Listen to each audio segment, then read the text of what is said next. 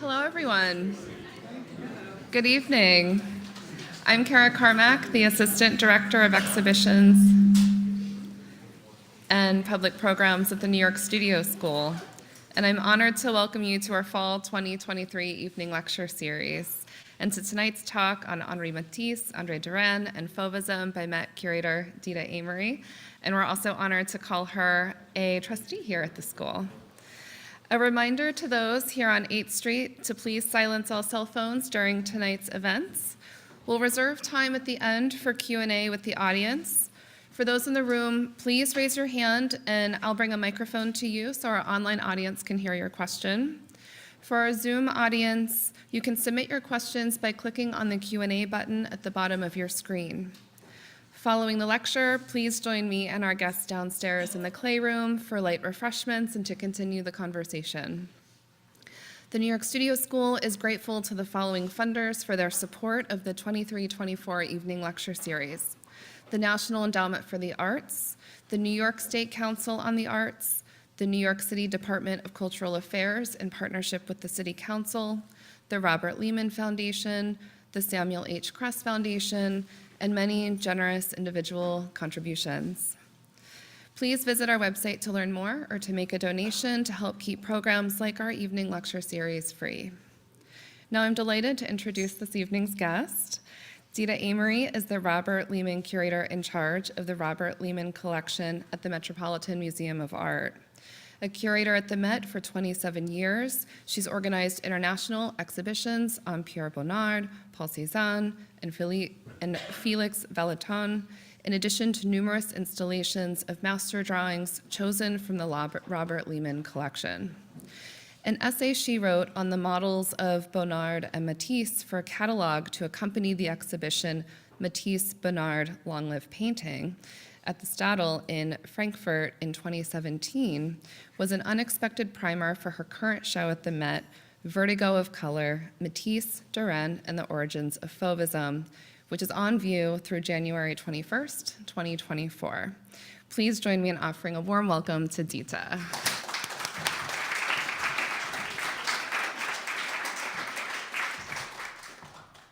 Thank you, Kara. So nice to be back here. It's a pleasure to always to speak at the Studio School, so I'm very grateful. As a preamble to looking at the paintings and drawings, I thought I would share with you the history of the exhibition, Vertigo of Color, Matisse, Derain, and the Origins of Fauvism, since first developing the concept nearly 20 years ago. In 2004, I approached Gary Tintereau, then head of 19th century European paintings at the Met, hoping for his blessing to proceed. He said, Dita, great minds think alike. The exhibition is underway in 2 regional museums in France, scheduled to run in 2005, a century after Matisse and Derain painted together in Collioure. I put away my proposal, never expecting to realize the exhibition at the Met. Years later, at my first meeting with our director, Max Hohlt, he asked what future exhibitions I had in mind. Quite frankly, I was fully preoccupied with planning our Félix Vallotton exhibition and had not given any thought to what I might do next. So I mentioned my great wish to bring together the Fauve paintings, drawings, and watercolors, resulting from a felicitous partnership of 2 French artists who spent 9 intense weeks together in a small fishing village on the Mediterranean, 10 miles from the Spanish border. Max embraced the idea, and Vertigo of Color was added to the Met's exhibition calendar. Soon afterwards, we learned that the Kunstmuseum in Basel, Switzerland, was organizing a large Fauve exhibition to open in October 2023, so we had our work cut out for us. On June 25th, 1905, Matisse wrote a postcard to his young friend, André Derain, urging the artist to join him in Collioure. Quote, I cannot insist too strongly that a stay here is absolutely necessary for your work. You would find yourself in the best possible conditions, and you would reap pecuniary advantages from the work you could do here. I am certain that if you take my advice, you will be glad of it, and this is why I say to you, come, end quote. Ever the gentleman, writing with self-deprecating modesty, Matisse sidestepped the argument that spending several weeks in his company would train the eye and hand of the younger artist in ways no one could ever predict. Indeed, the aesthetic experiments of that summer and the daily dialogues that fueled their ambition laid early groundwork for modernism as we know it today. Matisse and Derain could not have imagined the profoundly consequential impact of their Collioure experiments. They were on a course to subvert descriptive color, exploring a rich palette of hues responsive to their own sensations. Matisse was lured to the south of France the previous summer when Paul Signac invited him and his wife Amélie to Saint-Tropez. Signac, a great mariner, actually painted in Collioure in 1887 when the insular village was only accessible to boat traffic. Matisse was immediately captivated by the Mediterranean, above all by its extraordinary light. So intoxicated by the shifting light of day as it ricocheted off the water and cast long shadows of color inland, he determined to return, and that he did the following summer. In fact, Matisse was so attached to the memory of Collioure that he returned repeatedly for many years, and not always in the summer. In May 1905, Matisse settled into a modest hotel next to the Collioure railroad station with his wife and 2 young sons. Derain joined him in early July. Derain's arrival was a bit of a spectacle. Tall and lanky, it said that he arrived in a dashing white suit, sporting a red peaked cap and balancing a handcart filled to overflowing with trunks, suitcases, and a parasol bigger than a custom official's umbrella. He may have overpacked, but you can be sure that art supplies were nowhere to be found in a modest coastal village where residents spoke only Catalan and lived off the meager rewards of sardine and anchovy fishing. The sight of 2 French artists wandering around in search of imagery to paint or draw must have caused quite a stir. Matisse and Derain were in passionate dialogue all summer, debating their color sensations and the challenge of translating shadowless light. And yet, from the start, they had markedly different goals. Derain preferred to paint rather than draw. A man of impetuous temperament, he found his subjects on one of the many coves that defined the village coastline. The most famous of these, the Plage Voremar, was bounded by Notre Dame des Anges with its towering bell tower on one side and an old fort on the other. Derain's paintings capture the hustle and bustle of a seaside port, hauling boats ashore, sorting fishing nets. He was often in a hurry to bring closure to his canvases, finishing off as many paintings as he could in the fleeting days of summer. He returned to Paris with 30 finished canvases. Derain was only 24 years old when he made his way to Collioure. He'd barely launched his career as an artist, sharing a studio with the brash and talented Vlaminck in Chatou, a village along the Seine, 18 kilometers from Paris. Derain had hardly put brush to canvas when conscripted into military service in 1901. One could argue that his inexperience was both an advantage and disadvantage that summer. An advantage as he had no history of his own, no measure by which to judge and be judged. His inexperience was a disadvantage for reasons obvious to us all. Matisse was not much better off. He was known in Paris and earning solid respect among fellow artists, but his pictures had not fared well in his first commercial gallery exhibition at Derain-Ruel in 1904. The market had yet to discover his developing genius. By 1905, Matisse had a wife and 3 children to support. He candidly shared his financial worries in letters to friends, and at times borrowed small sums from the more affluent among them just to get by. Unlike the impatient Derain, Matisse had no plan to finish off several dozen paintings in Collioure. With few exceptions, he preferred to use watercolor and pen and ink to sketch his subjects, sometimes in haste, often in haste. Matisse wrote to his friend Signac that he was building a stock of material, sketches and watercolors, to use later in his Paris studio. He returned to Paris in September with 15 oil sketches, 40 watercolors, and more than 100 drawings in pen and ink. It was from his second-floor studio overlooking the cove known as the Porte d'Aval that Matisse sketched his numerous pen and ink drawings. Vibrant and fresh, his graphic observations were so accurate that a fisherman could tell the time of day, sometimes even the precise hour at which the drawings were made. Matisse's watercolors, spare in medium and fluid in strokes, are works of an assured colorist, searching to find an image. His colors are rarely blended. His palette transitions from cool blues and greens to warm pinks, reds, and yellows. In most of these watercolors, the white of the paper support emits light in the interstices between colors. Of course, watercolors were portable, as were their tools. The paints would have traveled easily from the studio to the port and beyond to the foothills of the Pyrenees. Much as the reserve of paper activated light in the drawings, so too did the canvas ground serve the same role in the paintings of both artists. It was common practice among artists to prime their raw canvases with a ground or priming layer, sealing the open canvas weave before applying the paint layer. The shade of the priming naturally influenced the paint layers, modulating color and the overall tonality of the composition. A darker ground would tend to visually absorb colors, while a stark white primer achieved the reverse. It functioned as a light source, enabling the picture to give off its own light. I mentioned the canvas ground because it played a fundamental role in the Collioure investigations for both artists. Not only was the priming tone a consideration in developing their paintings, even more important, they often left large areas of exposed ground as integral to the color dialogue in their pictures. This approach is more evident in the paintings of Derain, but Matisse was sensitive as well to this device. Matisse and Derain primed their canvases that summer in white, off-white, or gray. Using a knife or palette knife, the application of the ground layer varied among the paintings, with some so thinly applied as to be imperceptible. In several instances, no ground layer was applied at all. The canvas fabric then informs not only the overlayer of paint, but the structure of the picture. In these paintings, the warm blonde tonality of the canvas absorbs the colors and seems to deepen their shade. When we unpacked Derain's painting several weeks ago, I was struck by the number of pictures where the priming ground was overtly in evidence.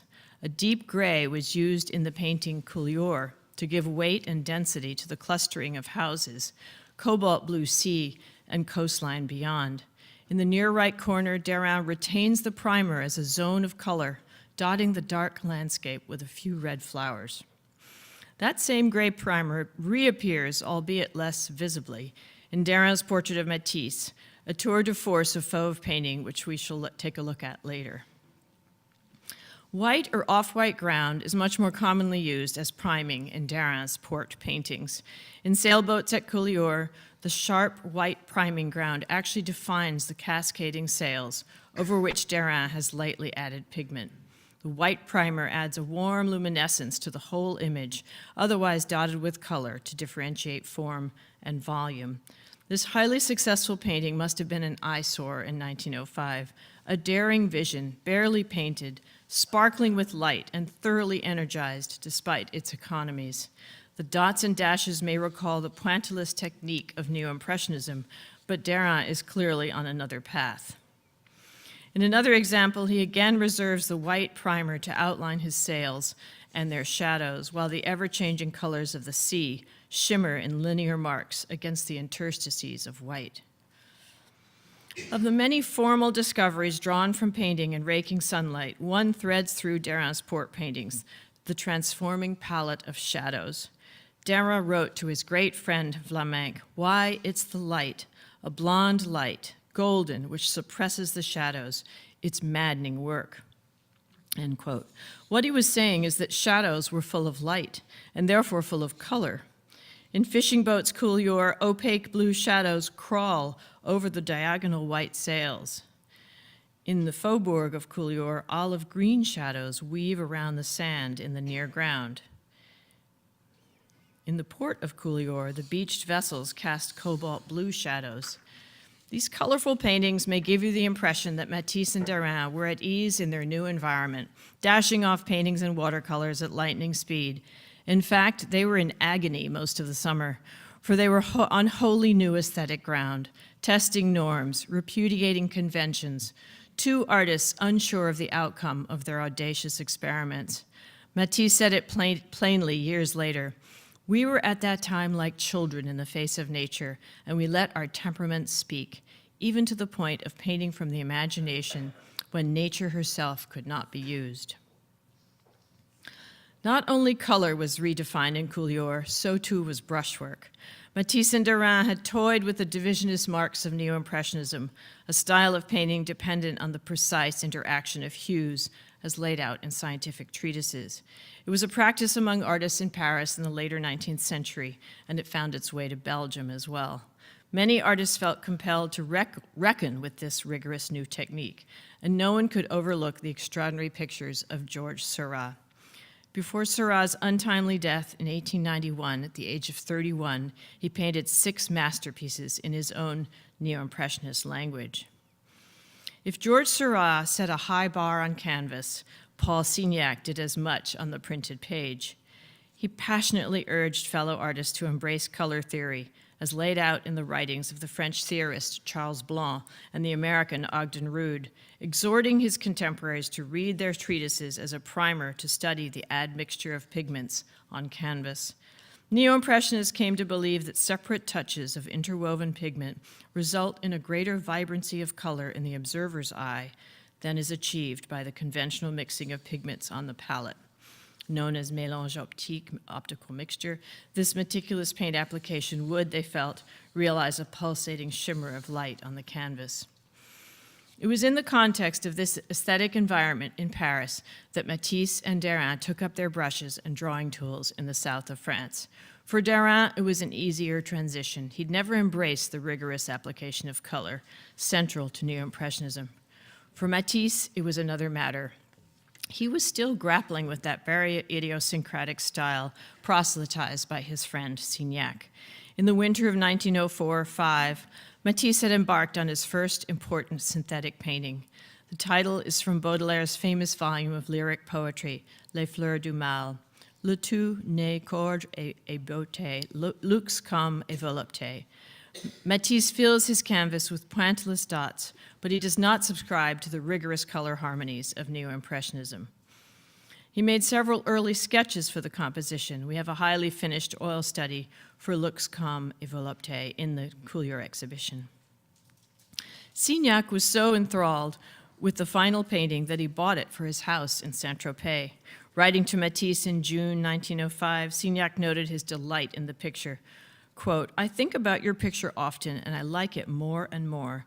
They reproach us for not having an expressive touch, but doesn't it express what we want? Purity, contrast, gradation, just as the touches of Delacroix and Monet express what they were after, movement."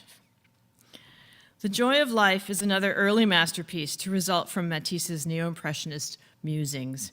Wholly imaginary in color and concept, its landscape actually had its beginning in Collioure. There, Matisse laid the groundwork for the setting of this ambitious synthetic painting in several watercolors and oil sketches. We have 3 examples in the exhibition, and one graces the cover of the catalog. The artist has chosen a quiet grove in the woodland above Collioure. The oils establish the setting in a variety of marks, some even mimicking the texture and density of foliage. The watercolor has a light, poetic cast in myriad touches of the brush. So you can see that in this fantastical painting, a daring leap for the young Matisse, he relied on an actual landscape painted and drawn in freewheeling colors sometime during that fabled summer on the Mediterranean. The Joy of Life abandons the divisionist strokes, announces Fauve colors, and enters into the realm of pure imagination. Neo-Impressionism, the Collioure color experiments, and the confidence to break free from convention all played a role in the evolution of this eccentric painting. If Neo-Impressionism was destined to produce pulsating light through a scientific system of color interaction, the experiments of Collioure were on a far more visceral path. Matisse and Derain acknowledged their wish to master color translations of their own sensations, and yet for both artists the process was a struggle. Derain wrote to his friend Vlaminck, "This color has messed me up. I've let myself go with color for color's sake. I've lost all my old qualities," end quote. Years later, writing to Matisse's grandson, Derain confided, "Colors became sticks of dynamite. They were primed to discharge light." Despite his growing reputation and stature in Paris, Matisse was no more self-assured. All his life, he doubted his convictions and struggled with emotional shifts. How could it have been otherwise in Collioure? The moment was exhilarating, but the stakes were high. No artist had ever leaned into a palette of colors, ignoring nature's empirical evidence. It took audacity, strong will, and a chemistry in partnership to sustain the adventure. Knowing that the picturesque coastline and verdant landscapes in the foothills of the Pyrenees attracted Matisse in their daily wanderings, I've often wondered whether they actually painted outdoors. It stands to reason that the exquisite watercolors by Matisse were brushed on site, but what about the canvases of Derain? Logistically, the larger pictures could not have been painted outdoors, and yet there are very few drawings by Derain from this period. It is more likely that he soaked up the imagery by day and then retreated to the studio to lay in his composition. We must remember that Collioure was a distant outpost in 1905, a modest fishing port unaccustomed to seeing artists at their French easels. That said, it is quite likely that Matisse painted his small oil sketches of the sand and sea in situ at La Moulade, a remote beach north of the village. They have a wonderful freshness in their raw abstraction. One of the great privileges of working as a curator at the Met is the chance to collaborate with conservators. Isabelle Duvernois in our Department of Painting Conservation undertook an extensive technical analysis of one of our Lehman collection paintings, Olive Trees at Collioure, preliminary to its inclusion in the exhibition. Her findings were revelatory for us. Once unframed, she discovered pinholes on all 4 corners of the canvas. This evidence suggests that Matisse may have painted the landscape outdoors and then used pinholes as spacers to protect and isolate the wet canvas when walking home at the end of the painting. I mentioned earlier that Matisse was content to make sketches or pochades in Collioure, but there are few examples of fully realized canvases. Open Window is not only one of the great pictures to emerge from Collioure, it's one of the singular triumphs of the Fauve period. Matisse has run wild with color and brushwork. Looking at the painting in formal terms, he introduces a range of brushwork, a riot of Fauve color, and a spatial structure of dense complexity. He painted this small canvas in his makeshift studio overlooking the village cove known as the Porte d'Aval.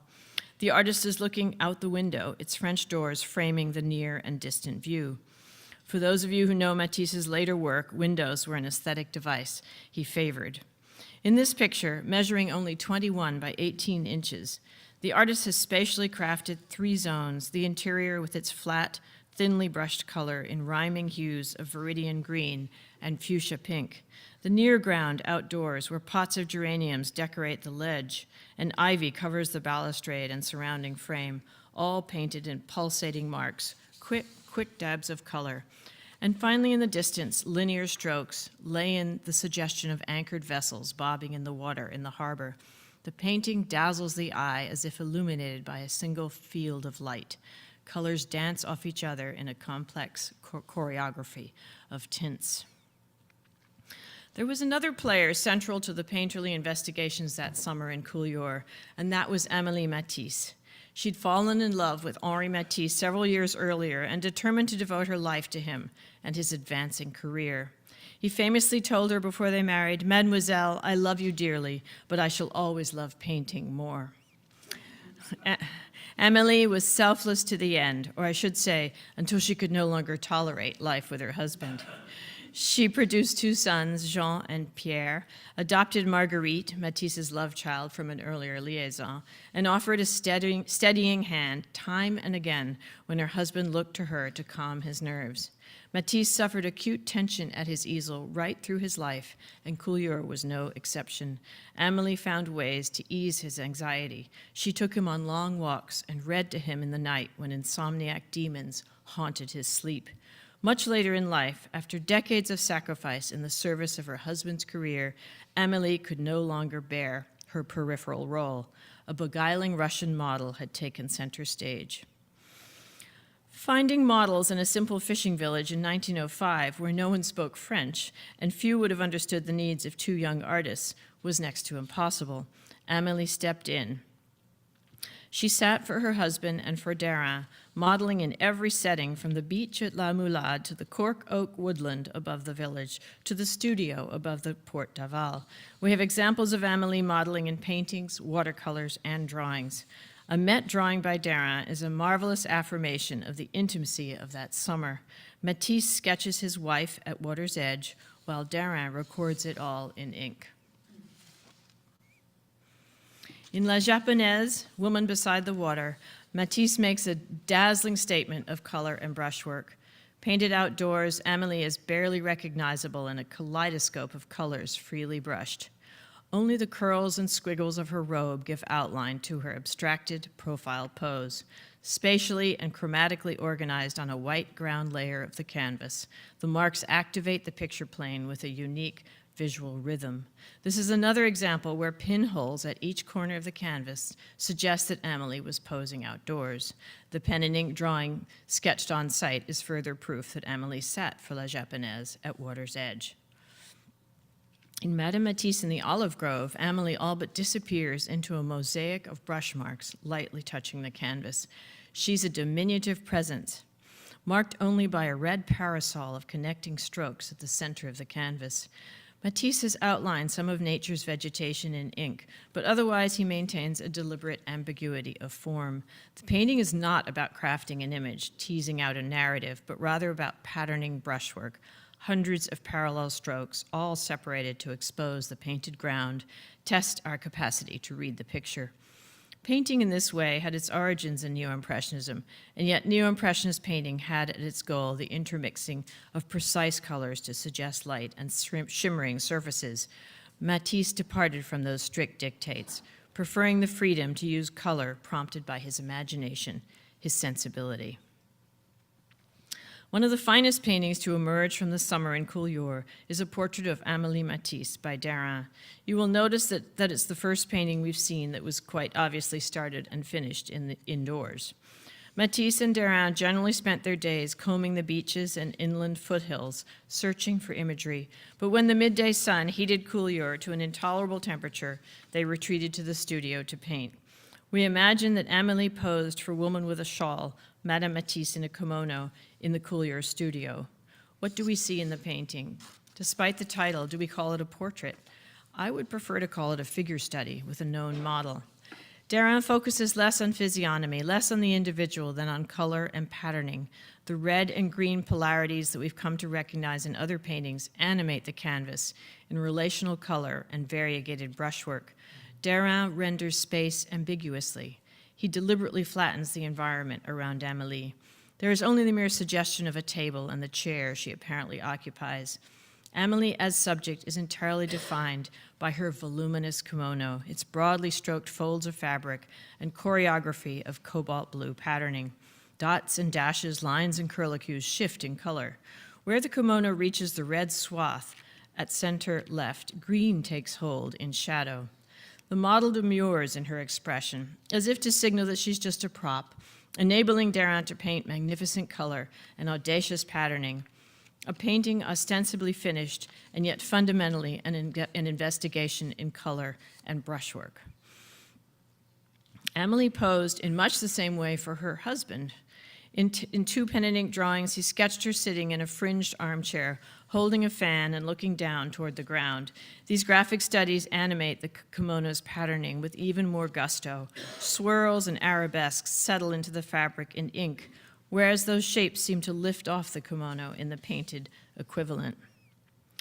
I mentioned earlier that Matisse and Derain retreated to the studio on the hottest of days, and it was there that they painted portraits, and in the case of Matisse, still life subjects. Two of the most powerful portraits to emerge from that summer were reciprocal likenesses of each other. Derain paints Matisse in thick, deliberate strokes, solid and serious.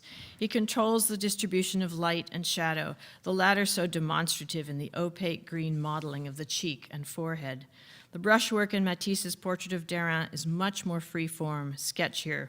One has the impression that Matisse dashed it off, testing his own green facial shadow in a quick mix of strokes testing color more than modeling. Emblematically, the portraits remind us of the deep and nourishing friendship that emerged that summer.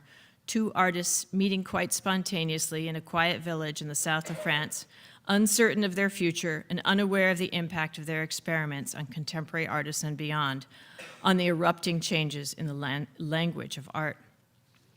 Returning to Paris in September 1905, Matisse and Derain submitted several of their Collioure paintings to the annual Salon d'Automne, a juried exhibition of considerable renown. The Salon aimed to be as inclusive as possible, welcoming foreign artists as well as a broad spectrum of material, sculpture, paintings, prints and drawings, and decorative arts. Derain submitted 5 paintings from Collioure and 4 pastels. Matisse submitted several paintings and a few watercolors and a drawing. He actually intended to unveil this painting, Porte d'Aval, a sweeping panorama of Collioure in pointillist style, but when it wasn't finished in time, he dashed off another portrait of Amélie that ignited a furor in the salon. Woman with a Hat was inimical to portraiture, as the French knew it. In many respects, this radical painting materializes the daring experiments of Collioure and the transgressions to come in modernism's female portraiture. One need only look at Picasso's Women to confirm that eventuality. Matisse flouts every convention, every reasonable expectation. Color and brushwork take over the canvas. Colors buzz around Amélie's torso, offering no real understanding of modeling. Brushwork is riotous and raw. When Matisse was asked what color Amélie was wearing when he painted her, he said black. I've probably raised your hopes that this extraordinary portrait is in our exhibition. Unfortunately, it is not. The Museum of Modern Art in San Francisco almost never lends it. The paint film is fragile, and the portrait is their most visited work in the collection. I've included the picture in this discussion as an embodiment of a new language and as evidence that Matisse had the courage to shock the world. Reflecting on his daring submissions to the Salon d'Automne, Matisse told Signac, rather touchingly, "It was the first time in my life that I was content to be exhibiting, for my things are perhaps not very important, but they have the merit of expressing in a very pure way my sensations, something I have been working toward since I began to paint." It was at the Salon d'Automne of 1905 that the word fauve was coined. The submissions of Matisse and Derain were displayed in a gallery alongside several other French artists, Charles Commoin, Maurice de Vlaminck, and Albert Marquet. Nearly all the works on view were painted in the south of France, and thus they all shared a radiant palette of sun-soaked colors. Centered in the gallery were two sculptures by a minor contemporary sculptor, Albert Marc, and alas, we don't have any photographs of this famous Salon number 7. In a detailed appraisal of the gallery's participants in the magazine Gilles Blas, the now legendary critic Louis Vaucel wrote with an open-minded candor, "We possess today a luxuriant generation of young painters, daring to the point of excess, honest draftsmen, powerful colorists, from whom will arise the masters of tomorrow." Elsewhere in the article, Vaucel used the word fauve to describe these powerful colorists. The Salon 7 became known as the La Cage des Fauves. Vaucel further referenced the sculptors in the company of those renegade painters as Donatello among the wild beasts. The now famous article was not altogether damning. In fact, Vaucel recognized Matisse as robustly gifted. His assessment of Derain, however, was not so generous. "Monsieur Derain is going to alarm people.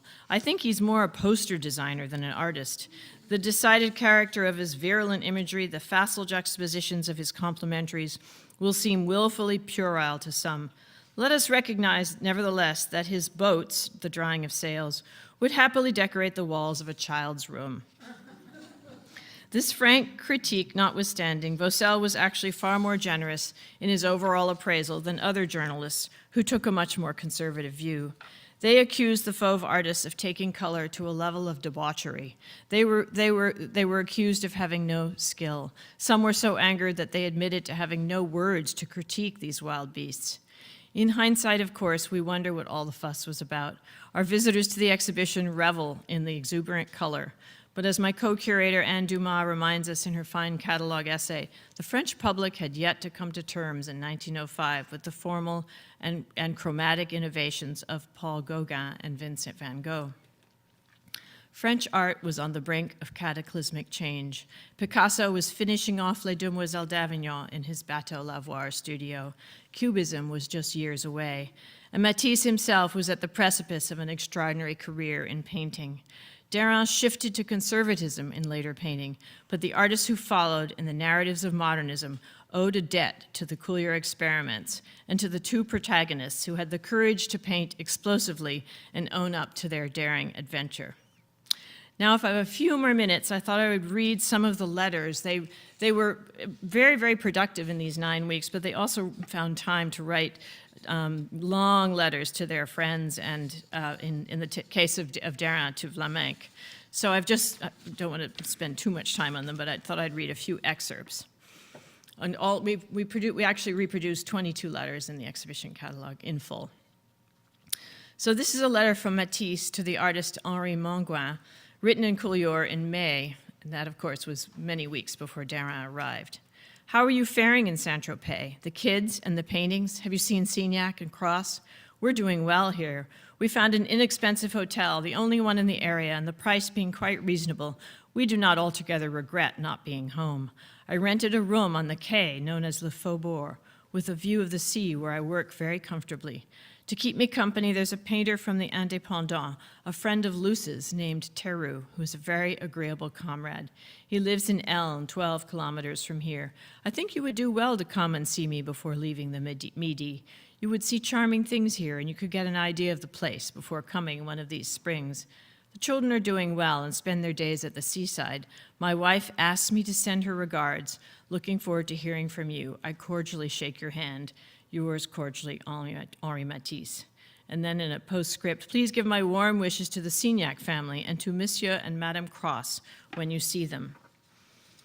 And here's an excerpt of a letter written June 6th by Matisse to his friends Marquet and Monguin. I was glad to hear that you're together again so that you can share coping with the gray weather and the Mistral, though this last is not without its picturesque side. And I've often seen you tippling the little oxygenated drops together under the Hotel Soubet. However, all things, even the best, are amusing only for a while, and one needs variety.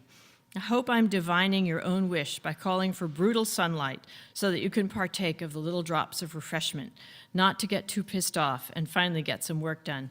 Let's not forget that in the Midi you need sun. As for us, we're not too bored. We go swimming every day. We went to see the sculptor Mayol, who was making a statue twice life-size in its dimensions. And because I saw how much trouble he was having with shaping it, I helped him for 2 days. It wasn't a bother, but I also got to know him pretty well. He's charming. As for work, I've done 2 oil sketches, some watercolors, 3 of which aren't bad, and some sketches. That's not much. Yet I find the country amazing, and I urge you to come have a look. Your devoted Henri Matisse. And this is a postcard from Amélie Matisse to Henri Monguin's wife, Jean, written on the 13th of July. Thanks for your card. We're glad to know that you're all doing well. Monsieur Derain has been with us for 8 days, and he and my husband have been working steadily despite the extreme heat. When will you visit, and is the work going well? We're enjoying ourselves more and more here and have already made several excursions. We've also been to Spain and are enchanted with our own sojourn. Send news soon, and all of us send regards to all of you. A. Matisse. So this is from Derain to Vlaminck, for whom he wrote many letters that summer. Mon vieux Maurice, you must be furious with me, but I haven't had a minute to myself, for I work hard, which absorbs my whole brain, since I'm far short of my emotion, which convinces me that it's stupid to want to express in a bit of road the whole synthesis of emotions that a country makes you experience. In effect, this country, it is people, tanned heads with sassy skin colors, chrome yellow, orange, blue, black beards. It is women with very beautiful gestures, with black camisoles and mantles, then red, green, or gray pottery, donkeys, boats, white sails, multicolored hulls. Why, it's the light, a blonde light, golden, which suppresses the shadows. Everything I've done up till now strikes me as stupid. So you see, what is needed is to get the hell out of Paris. And this is Derain to Vlaminck again. This is the last one I'll read.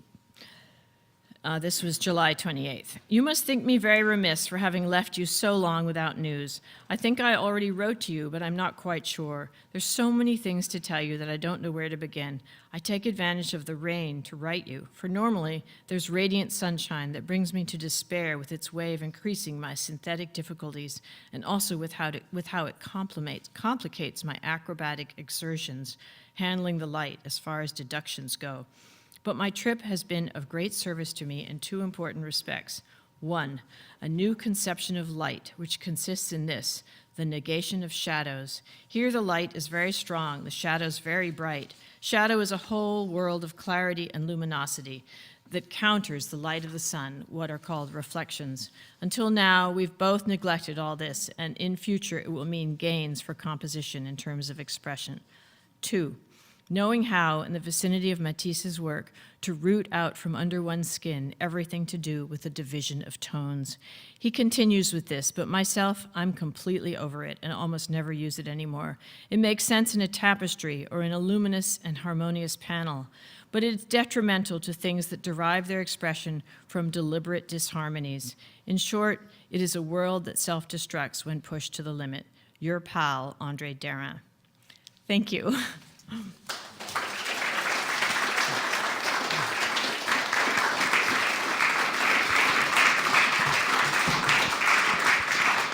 Here's the book. Sales event, and it's on Amazon. Thank you so much, Dita. If anyone has any questions, please raise your hand and I'll bring the microphone to you for our online audience. I have one to start.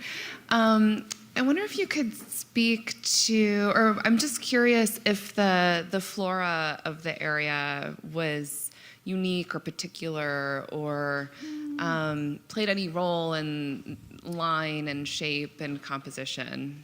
I mean, they worked up in the foothills of the Pyrenees just to find shade in the afternoon. But I don't think, you know, obviously they used the foliage of their circumstances in their paintings that you saw in the marvelous olive trees painting by Matisse. I don't think they were focused themselves on particular flora, although there's a marvelous watercolor, oil in the exhibition by Matisse of broom, you know, the species broom. It's titled as such as well. Great, thank you.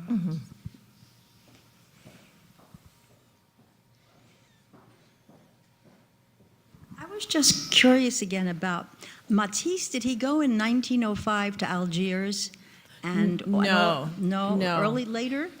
That was later. Yes, that was later. 'Cause He'd been to Corsica, of course, on his honeymoon, so he'd seen some Mediterranean light. But he was married in 1898, so Algiers was later, but not much later.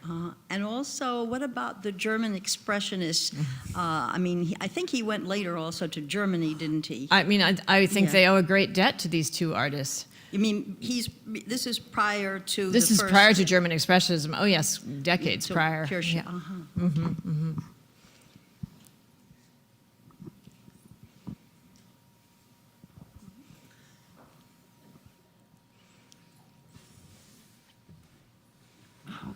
If you can hear me. What was it about Derain that so attracted Matisse and asked him to join him? What did he know about him? Well, in point of fact, he wasn't the first artist Matisse reached out to. He wrote, I think I even read some of the letter, although the letter wasn't so directly an invitation. He wrote to Manguin, who refused him. He wrote to Marquet, who refused him. And then, although I've taken a bit of license here, Derain actually wrote Matisse a long letter and said how much it would mean to him to travel south, but Matisse would have to convince his parents to support him for the summer months. So Matisse then wrote this marvelous postcard, and the rest is history. Yeah. I've often been asked if the two artists stayed in touch. Certainly Derain wrote letters to Matisse in 1906 and 07. The one reason Derain didn't go back to Collioure is because he was invited by the dealer Vollard to go to London to paint a series of paintings of the Houses of Parliament and the Thames, much as Monet had done for the dealer Durand Ruel some decades earlier. Of course, the Monet sequence of paintings sold out immediately at Durand Ruel, and Derain didn't fare quite so well. In fact, Derain didn't care for the gray, rainy weather of London. He couldn't wait to leave. He didn't finish or start one painting in London. He sketched in pen and ink and then made 15 just beautiful paintings back in his studio in Paris, or Chateau, yeah. So. But the work that he did in the London paintings are very much a consequence of their investigations in Collioure. I mean, when you look at the arc of his work, he shifted very demonstrably in the following years to a much more academic style of painting, using very dark colors. You wouldn't even know it was the same artist. I think some people are quite shocked to see Derain in my exhibition because we start the exhibition with all of his port paintings, and no one could quite believe he was working in that manner. So come see it.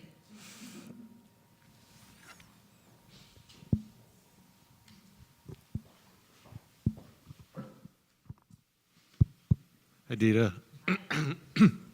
I'm just curious, and I missed the very beginning, but the self-portrait Matisse made that's in the exhibition, how does that chronologically fit into the series?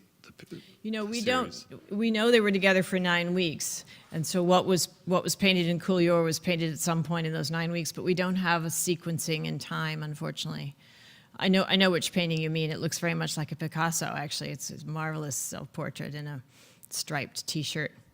It's in the exhibition. Yeah, it's interesting. I don't have a date for you. And even looking in a concentrated way at the Derain port scenes, it's hard to know. He worked very broadly in his mark making. From one painting to another, you wouldn't quite believe that they were made within a few days of each other.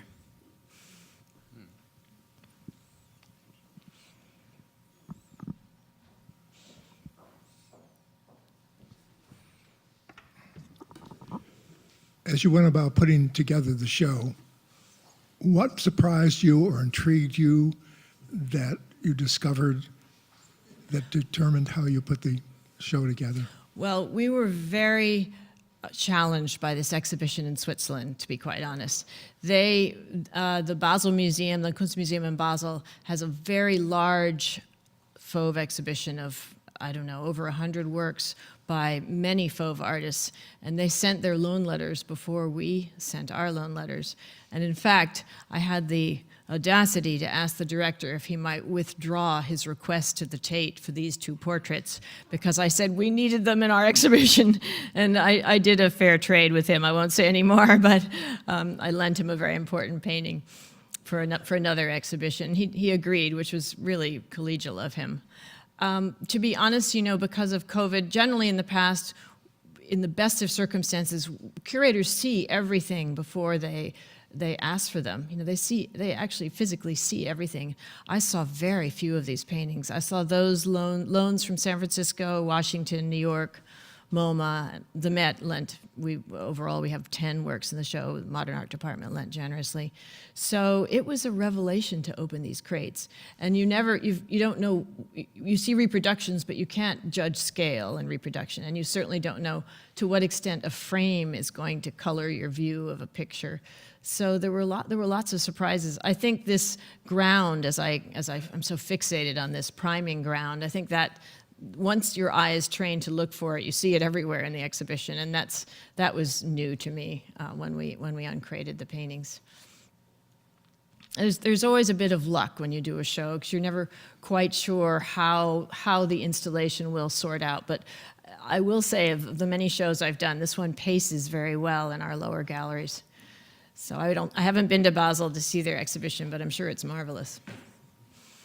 They have a lot of Derain port scenes they borrowed from actually German-speaking countries in Europe and from a big private collection. Derain actually made some port scenes with red beaches, which I would have loved to have had. But anyway, I think we have enough in the exhibition to give you a sense of what they were doing. Any other questions? I think I maybe read in that book, Life with Picasso, I forget the woman's name. She had two children, Picasso. I can't think of it, Francois. Gillot. Yeah. I think they mentioned in there that Matisse would sit very close, usually, to his models when he was painting or drawing them. But I noticed in the picture you showed of him, Amélie? painting his wife, they weren't that close. And I thought, does that mean something? Were they already drifting apart or something? I felt a little sad when I saw that. Whereas I had been kind of shocked when I first heard how close he was.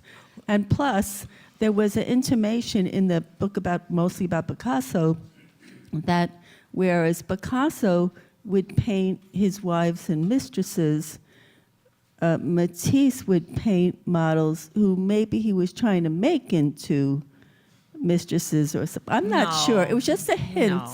It was just the slightest hint. So You're I don't asking know lots if it was of questions. To your first few lines, he always worked from a model indoors later. You're absolutely right. All the odalisque paintings were from models. He needed that direct contact with as an artist, not for any other reason. So his female portraiture is really marvelous if you think of it. And we have an understanding of who those models were. We know their history. Actually, I wrote about it in that Städel catalog. To your point that he was somewhat distant, they were working outdoors, so I'm not sure that you could actually compare the two. He'd just married Amélie. I mean, they were very close in those early years. He'd only married in 1898. So.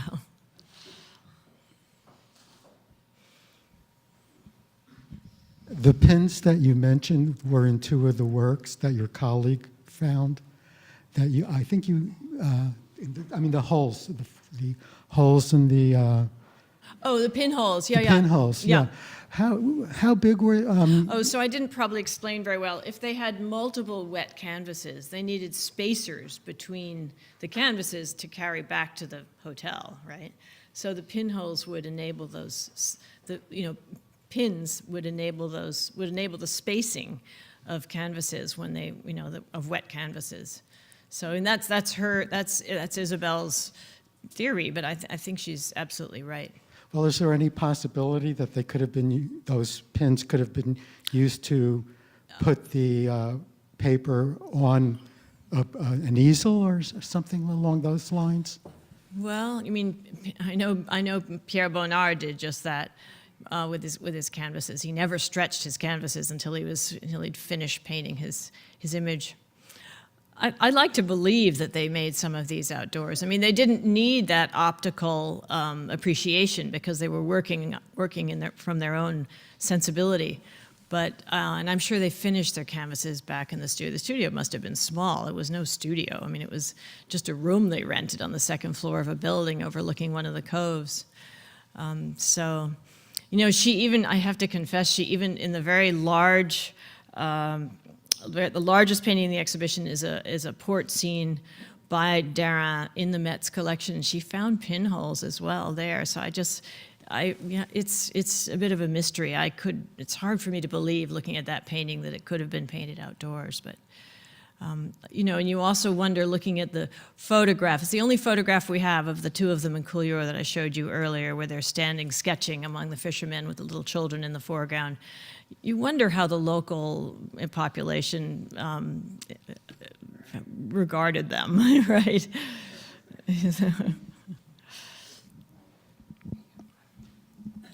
Thanks so much for this, and I have a particular question about the term of the Fauvism. Yeah. And do you think it would be like a style or something, or because I think their painting get influence from the post-impressionism, Right. as you also draw the example from the Seurat, the pointillism. So do you think the Fauvism is just a style? What's a distinguished feature? No, I of don't think it's. this? Fauvism Yeah. lost its traction around 1908. So I don't think it was never a style of painting as you might imagine in other narratives of emerging modern art. But I think Matisse set an example for other painters, other contemporary painters, to work in very sharp, saturated color, and to explore color in ways that were synthetic on canvas. And from that point of view, these artists were a loose association of artists doing just that. And obviously their liberating color as they did was felt and appreciated for forever afterwards.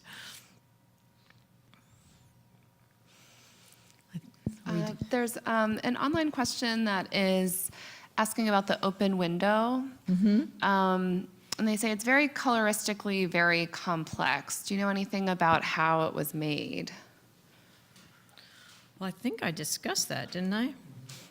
He's using different brush marks. I think there are 3 different sort of orders from the interior to the distant exterior.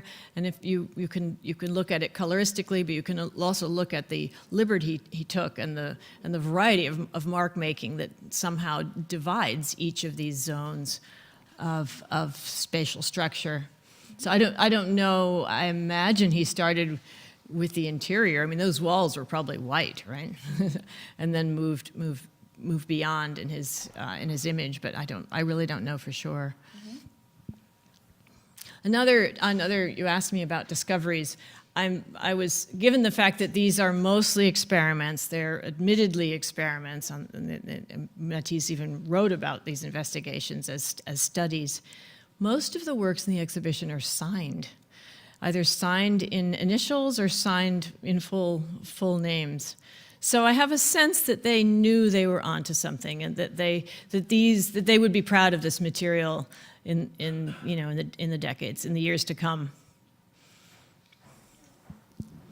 Thank you, Dita. Do you think if these artists hadn't been there together, their work would have evolved in a different way?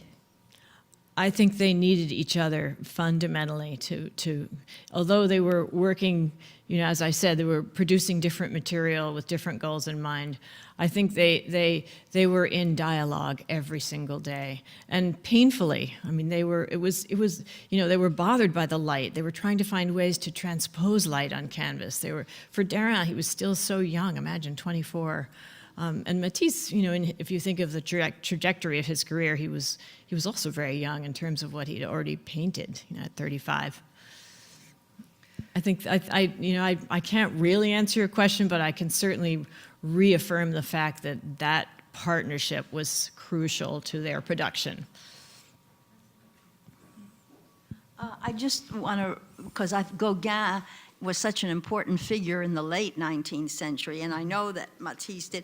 I mean, we can think about Gauguin. I mean, there are those seeds that gave them the courage. I mean, that ladder they speak about, that right. they each can climb. For sure. I mean, Van Gogh, yes, but Gauguin even more, who started to throw off the Western tradition of the formal, the traditional modes. Yeah, That's absolutely right. You can't look at this in a full vacuum. You're right. Well, thank you so much, Dita, for sharing all of this research with us.